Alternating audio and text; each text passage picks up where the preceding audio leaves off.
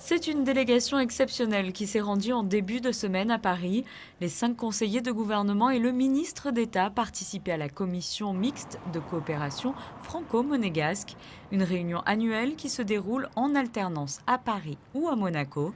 Instituée sous sa forme actuelle par le traité de 2002, cette commission travaille sur les rapports d'amitié et de coopération entre les deux pays, complémentaires aux commissions transfrontalières qui sont consacrées aux problématiques locales.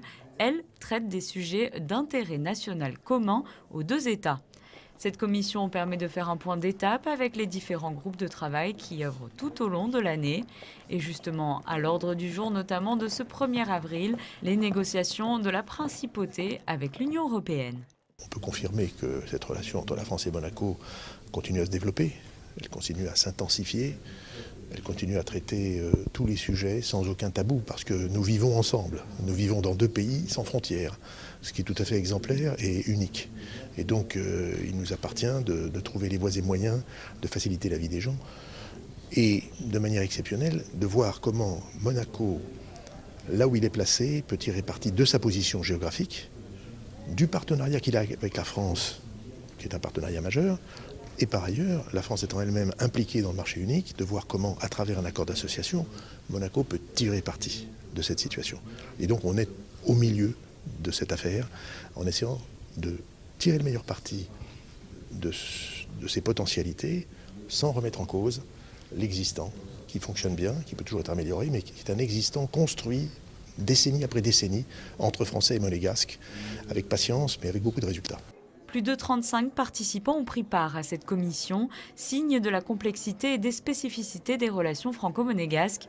L'enjeu ici, la vie quotidienne des Monégasques résidant en France ou à Monaco et des Français résidant ou travaillant en principauté. Le logement, la santé, la sécurité sociale, la mobilité ou encore les enjeux environnementaux.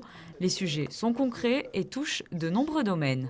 Nous avons travaillé depuis plusieurs mois avec le ministère de l'Intérieur français pour faire bénéficier les ressortissants monégasques détenteurs d'un passeport biométrique du système d'accès aux frontières françaises qui s'appelle PARAF. Et donc nous avons eu la satisfaction, après des échanges de lettres nombreuses, des réunions nombreuses, d'avoir obtenu la publication au journal officiel de la République française du décret 2019-238 qui permettra désormais aux ressortissants monégasques de bénéficier du système PARAF. La commission sert aussi à ça. Elle pose des jalons et donne des calendriers. Cette commission est un moyen de fixer des échéances à court ou moyen terme et offre donc de réels résultats. Elle incarne ainsi concrètement les liens exceptionnels qui unissent la France à Monaco, des liens spécifiés dans la constitution monégasque et qui soulignent la communauté de destin de ces deux pays.